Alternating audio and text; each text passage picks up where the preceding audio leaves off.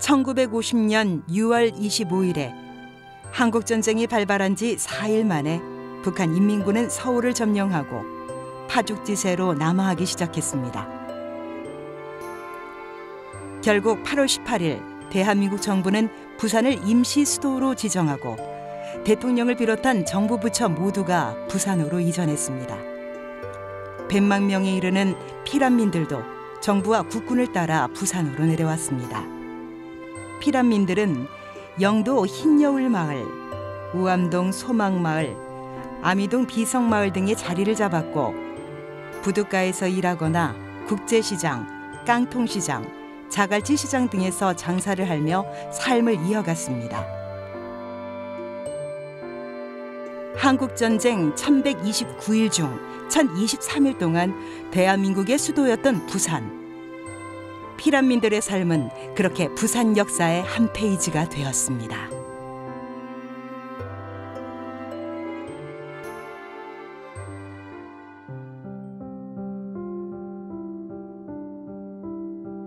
경남도지사 관사였던 이곳이 대통령 관저로 사용된 것은 부산이 임시수도 역할을 했던 1950년 8월 18일부터 1953년 8월 15일까지 3년간입니다. 이승만 대통령은 서울의 경무대와 최대한 비슷한 모습으로 관저를 꾸몄다고 합니다.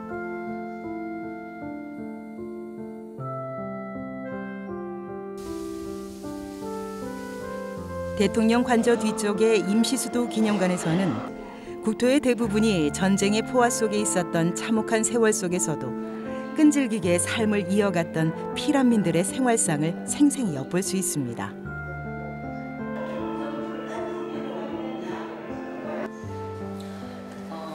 여기는 경상남도 도청이 정부청사로 사용했던 모습을 볼 수가 있었고, 전쟁을 겪은 세대들은 기념관에 오면 너도 나도 피란 시절 이야기를 한 보따리씩 풀어냅니다. 피난이 보따리에는 뭐를 넣었을까요? 먹는 거, 쌀 넣은 거. 그렇죠.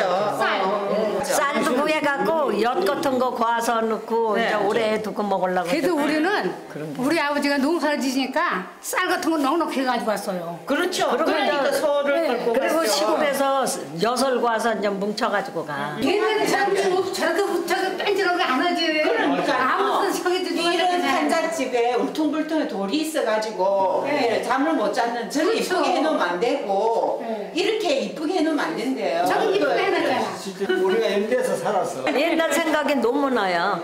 그 지금은 너무 잘 사는 거 아니야? 저기에 비하면은. 옛날에 비하면 먹을 것도 없고 그랬었는데 정말 그랬었어요. 나는 피난 갔다 오면은 북한 사람들이 막 와서 쌀을 보냈어 우리 집에 와서. 그럼. 네, 쌀도 퍼가고. 하여간 감동이 저기였네요. 너무 진짜 오래간만에 이걸 보니까. 한국만의 특별한 역사는 외국인 관광객들에게도 호기심을 불러일으킵니다. 韓国の映画が大好きで、特に歴史、昔の古い映画が元に興味深かったです。いろいろと今まで見た中で、その話の内容がだいぶ今日見て回った中ではつながってきました。大変よく理解しやすかったです。素晴らしい施設だと思います。 아픈 역사가 이젠 어엿한 여행 상품이 된 것입니다. 지금 국제시장 영화 이후에는 제 부산에서 인기 있는 곳이 바로 이곳입니다. 그래서 피난에 대한 이야기를 스스럼 없이 할 수 있는 곳이 이곳이고, 관람객을 우리가 이렇게 정자로서 체크를 하고 있거든요. 특히 일본인들이 많죠. 현재 부산에 꾸준히 오시는 분들이 일본인들이에요. 왜 우리나라의 문화라든지 이런 걸 좋아해서 오시는 분들이. 부산시는 최근 임시수도 대통령 관저를 포함한 8곳의 유적을 피란수도 부산이라는 이름으로 묶어 유네스코 세계유산 등재를 추진 중인데요.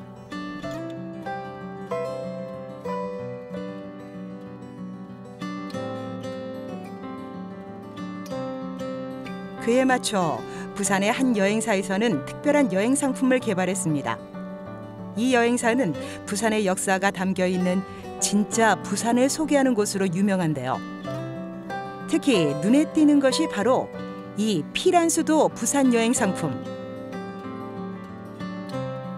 여행사 대표 손민수 씨는 부산 토박이로서 피란수도라는 정체성이 부산의 역사뿐 아니라 우리나라 역사에도 매우 중요하다고 생각합니다. 결국에는 이 분단이라고 하는 시대 상황을 어떻게 바라보고 이해할 것인가, 그리고 차세대들에게 이런 상황들을 어떻게 우리는 교훈을 줄 수 있는 것인가 라고 생각을 했을 때 결국 전쟁은 누군가에게는 상처가 되고 아픔이 된다는 거죠.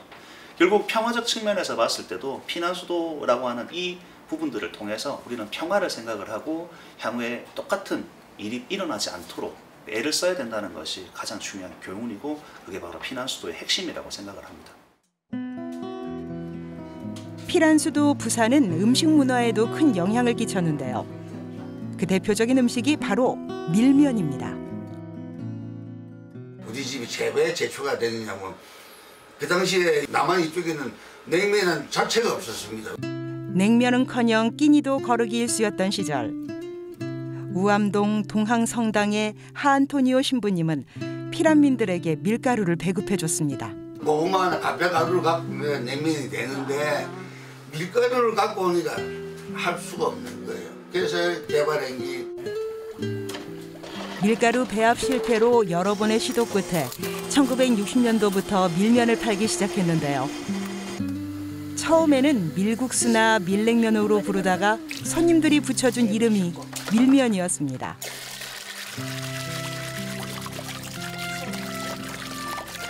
이거는 고구마 전분 가지고 하게 됩니다. 잘 지내고. 이거는 밀가루하고 전분하고 같이 3분의 1 섞어가지고 하게 됩니다. 좀 부드럽고. 네, 냉면과 밀면은 차갑게 먹는 음식. 그래서 육수도 특별합니다. 2시간에서 3시간 정도를 끓여서 그거를 꺼내가지고 바로 식혀야 돼요. 걸러내서 이렇게 맑은 물만 가지고 쓰는 게 차가운 육수고, 그래서 굉장히 맑아요. 부산의 국수와 함흥식 냉면이 만나 탄생한 밀면은 이제 부산의 음식으로 자리 잡았는데요.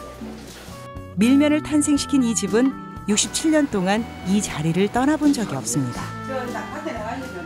그거는 어른들 유언입니다. 유언. 절대로 다른 데 장사하지 말고 이제 한 자리에서만 해라. 고향을 가지만 요 자리에서 해라. 여기서 네 동생들 태어났고 내가 여기서 어디 묵고 살았고, 항상 60년 전에 온 손님도 아직까지 내오냉면이 있나 이러면서. 이곳에서만 장사하라 신신당부하셨던 아버님이지만 돌아가시기 며칠 전엔 고향에 대한 절절한 그리움과 함께 고향 마을의 지도를 남겨놓으셨습니다. 한국전쟁 기간 내내 피란민들을 보듬어안았던 부산. 부산 곳곳에는 피란민들이 새겨놓은 억적 같은 세월의 흔적이 남아 있습니다.